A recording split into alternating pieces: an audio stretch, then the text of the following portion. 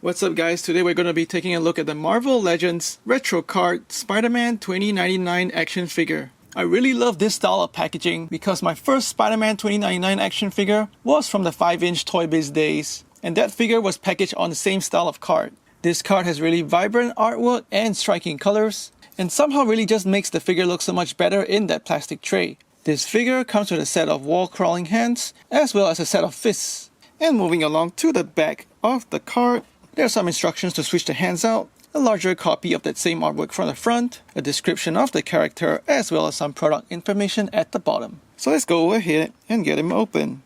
And carefully slicing that plastic bubble off the card, we see a backdrop of the city in purple, pinks, and blues. His wall-crawling hands are cast in a dark blue plastic with red paint on the back of the hand. The joint peg is cast in a shiny red plastic just to match up with that red paint. And on the insides of the hands, they're just plain plastic with a little bit of sculpting on the palms. These hands are articulated inwards as well as outwards. We also see the same use of dark blue and red plastics as well as red paint for the fists, and they're also articulated in as well as out.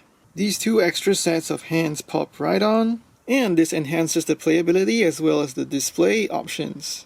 In terms of sculpt, he is mostly the same as the previous Spider-Man 2099 that we got. In my opinion, it feels a little lazy from Hasbro to use exactly the same body when there exists a superior sculpt for a Spider-Man with better sculpting and articulation. So when Hasbro initially revealed this figure, yes, I was a little bummed out that they're just simply reusing an old body. The only difference being the sculpt of the hands. This time he's actually given much larger hands compared to the more normal human sized on the previous figure. And of course, these new set of hands are made to be interchangeable, and as a result, these new spare hands don't actually swap onto the old figure. The new figure also has a more muted shade of dark blue plastic. It still has a little bit of a shiny look, but the finish on the plastic is matte. The swirling in the plastic is not so obvious. Now that's compared to the old one, where the plastic use has a more shiny finish to it, and the swirls are more obvious in the metallic looking plastic.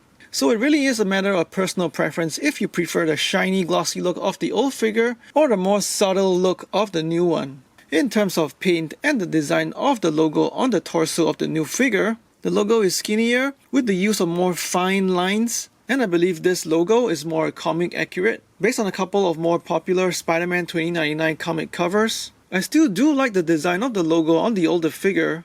This one is painted with a larger skull, and in some ways feels a little more tribal to me. I will point out though that the new logo is actually executed much better because you see a very nice alignment for the element on the top part of the torso leading down to the lower torso. But over here on the older figure, the logo on the upper part of the torso doesn't really align that well with the lower part. And lastly, I also do want to point out that on the new figure you're able to get his legs closer together compared to the old one where he's just got a really wide A stance. But this also means that the upper part of the legs where they connect to the bolt joints tend to stick out a little bit further from the silhouette of the figure compared to the old one. And onto the back of the figures, he's got exactly the same sculpt of webbing, except that it's now bright and clear, while the old one is kind of grayish and more translucent than transparent. And similarly, that webbing also pops off just like on the old figure.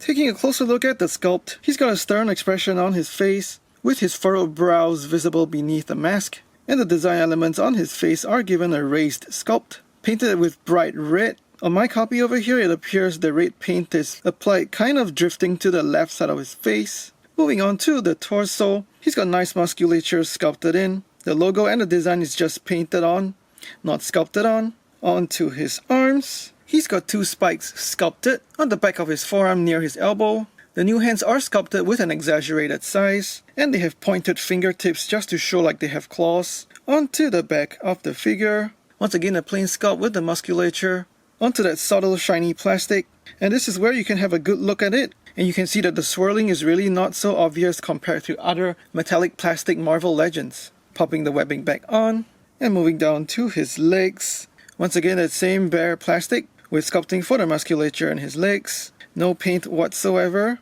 but you can also notice that there is less swirling and marbling in the plastic.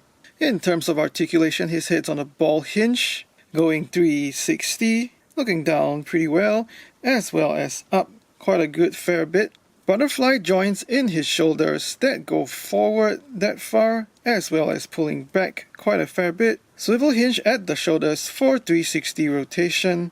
as well as coming out that far. Bicep swivel, so that goes 360. Double jointed elbow, very good range all the way in. Swivel hinge at the wrist, so that goes 360. Articulating in as well as out, very good range.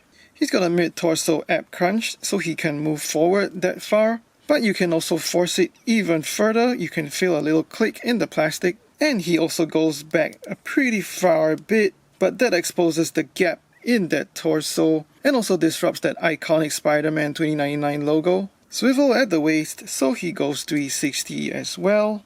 Ball jointed hips that get you out that far, and also forward and backward range. Thigh swivel, so that goes 360 with a little bit of squeaking in the joint. Double jointed knees, very good range all the way back. He's also got a hinged ankle that goes down that far as well as up a fair bit, and also very good ankle pivot outwards as well as inwards. So the articulation scheme is something that we are familiar with and works well enough for a Spider-Man. And coupled with the other hand options, you can get him into many different poses and the figure still feels fun in hand. Size-wise, this figure stands at 6¼ inches or just under 16 centimeters. For size comparisons, here he is with a couple of other Spider-Man, some Spider-Man villains, Gwen Stacy and Mary Jane, Iron Man, Wolverine, Black Widow, some G.I. Joe Classified series, and some Star Wars Black series. In conclusion, I like the more subtle shiny plastic used on the body. The logo on his torso is more accurate to the comics, and he also comes with interchangeable hands for enhanced playability. On the other hand, Hasbro has indeed gone the lazy way out. They should have used a newer body mold. Most of the figure is also bare plastic on the back and legs and could have benefited from some shading. I'm a Spider-Man 2099 fan, so I'm probably biased when I say I didn't mind picking up this straight up mold reuse. But if you already have the older figure, you might consider skipping this one. Please like and share this video, let me know what you think in the comments below, and subscribe to my channel for more toy reviews. Thanks for watching, take care and stay safe.